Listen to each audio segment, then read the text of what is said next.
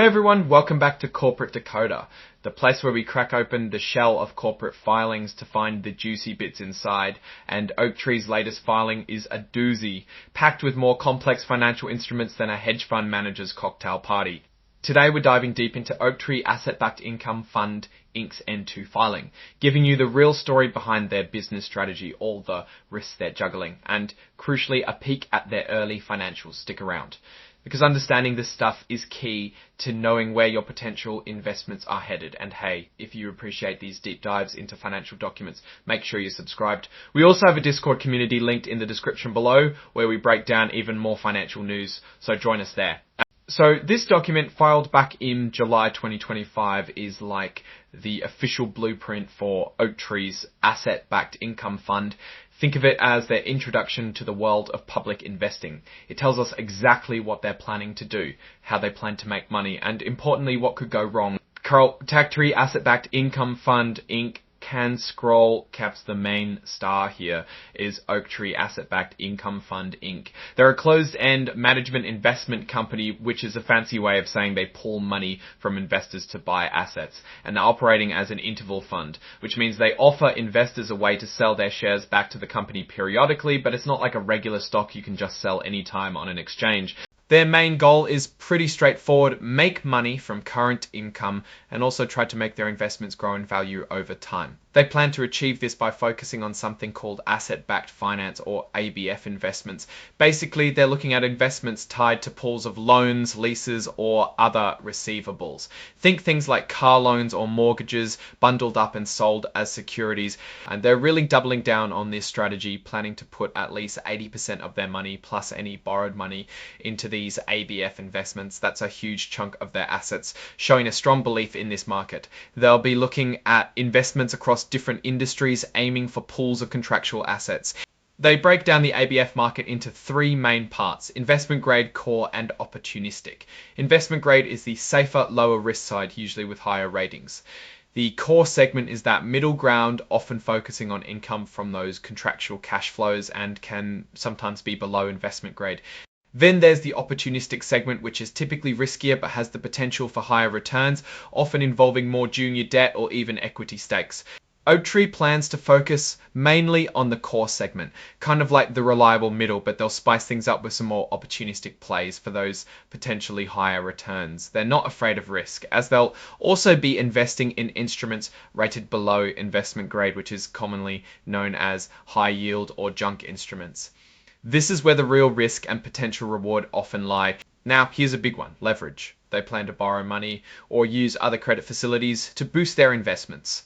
Think of it like using a borrowed credit card to buy more stocks. This can amplify both gains and losses, making the investment much more sensitive to market ups and downs. Because this is an interval fund, you can't just sell your shares whenever you want. Instead, the fund will make periodic offers to buy back shares from investors. But here's the catch, and it's a big one.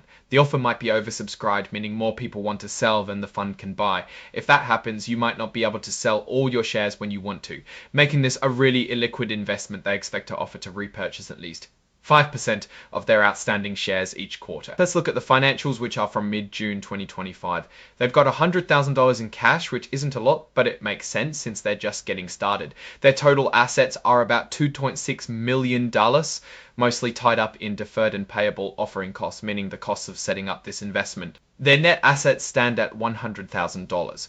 Remember, this is a snapshot right at the very beginning of their operations. It's too early numbers, but it gives us a baseline. The brains behind the operation is Oaktree Fund Advisors, LLC.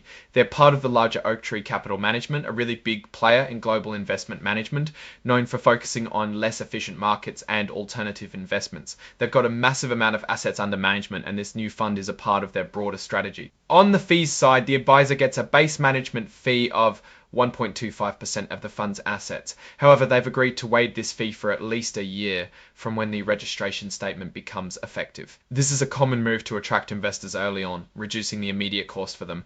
They also have an incentive fee. This means the advisor gets a bonus if the fund hits certain income targets. They'll earn 12.5% of the net investment income above a certain threshold, which is about 6% annually. This is a pretty standard structure in the asset management world, aligning the manager's pay with the fund's success. The fund will be managed day to day by Brendan Beer, the lead portfolio manager, and Loris Nazarian, the assistant portfolio manager. Both have substantial experience in structured credit and securitized products, which is exactly what this fund is all about. Their backgrounds at places like Guggenheim and Morgan Stanley give them a solid foundation in this specialized area. Now let's talk about the risks, and there are quite a few. They are very clear that this is not a place for investors who need immediate access to their money. The shares aren't listed on any exchange and they don't expect a secondary market to develop.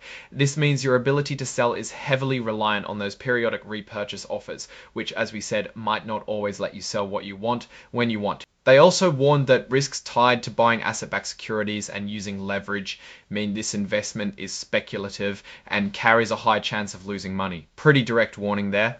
This concept of repurchase offers pops up a lot, and for good reason. It's a major point of liquidity for investors in an interval fund, but it also introduces a lot of uncertainty. If too many people want out at once, they might not be able to buy everyone's shares. It's also crucial to note that the fund itself is new, and this particular ABF strategy is also new for Oaktree.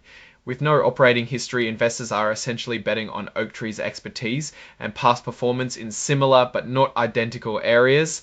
So what's the verdict on Oaktree Asset-Backed Income Fund? They're clearly playing in a specialized and potentially lucrative corner of finance with their focus on asset-backed investments. Their strategy seems well defined, and they have a highly experienced management team in Oaktree, which is a big plus. The commitment to focus on the core segment while sprinkling in opportunistic investments seems like a balanced approach to seeking both income and growth, but with a clear step into higher risk below investment grade assets. However, this isn't a bet for the faint of heart. The use of leverage magnifies risk, and the interval fund structure means liquidity is a major concern. You really need to be comfortable with the idea that you might not be able to access your money on short notice. They're very upfront about the speculative nature of this investment and the possibility of substantial losses. From a business strategy perspective, their reliance on Oaktree's extensive network for sourcing deals is a key strength, as is the fee waiver for the first year, which is a good incentive for initial investors. But the real test will be how effectively they navigate the complexities of asset-backed finance, manage those risks, and provide consistent returns for an investable opt-in for the long haul. That's our breakdown of Oaktree's N2 filing. What's your take on their strategy and the risks involved? Let us know in the comments below. If you found this deep dive valuable, please hit that like button and subscribe for more corporate insights. And don't forget to join our Discord community linked in the description for even more financial breakdowns and discussions. Thanks for watching, and we'll see you next time on Corporate Ekata.